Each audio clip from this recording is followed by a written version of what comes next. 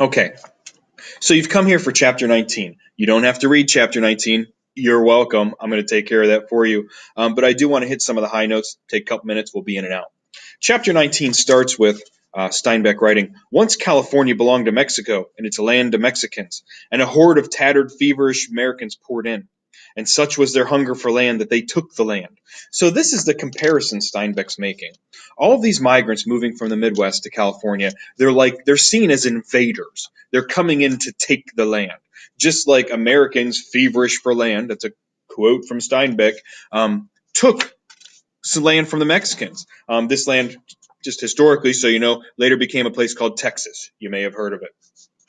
So the people are seen as invaders. They're not really seen as Americans. They're seen as like aliens from outer space that have come to take their land, except they didn't think they were from outer space.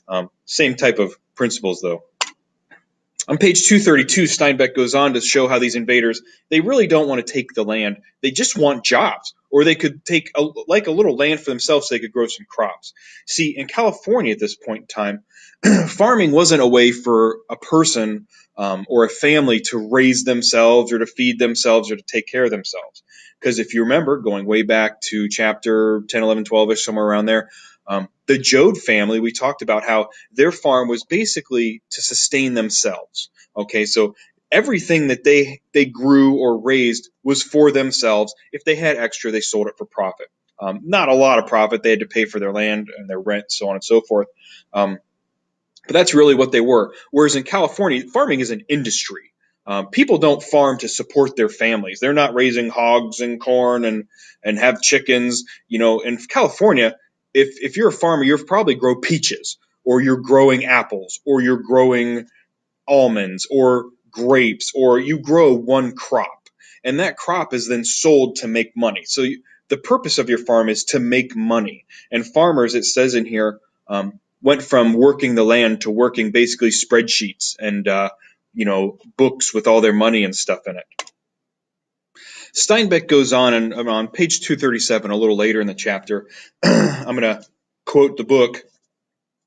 "No, you stole a bottle of milk from a porch night before last, and you stole some copper wire and sold it for a piece of meat.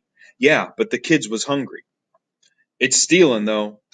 Now, what he's trying to illuminate here is the idea that these people, they were honorable people. They worked hard. They had no problem with that. They wanted to support their family. They've moved to California with the hope of finding jobs. They haven't found any jobs because all the advertisements and handbills were lies, basically. But they're still have to feed their families. And what Steinbeck's trying to illuminate here is the idea that even honorable, noble people who will work hard, who want to work hard, will steal if they have to. It's still not right, and I'm not recommending any of you steal. Don't steal, children. But it does show you that when the kids are hungry, even honorable, noble people will do terrible and awful things to take care of their families. Again, kids, don't steal. I can't reinforce that enough. But to kind of put this in perspective, in case you're not completely understanding, they're not stealing because they want to steal. They're stealing to survive in some cases. Here's another quote from the book. "The men squatted on their hams, sharp-faced men, lean from hunger and hard from resisting it, sullen eyes and hard jaws, and the rich land was around them. Did you hear about the kid in the fourth tent down? No, I just come in.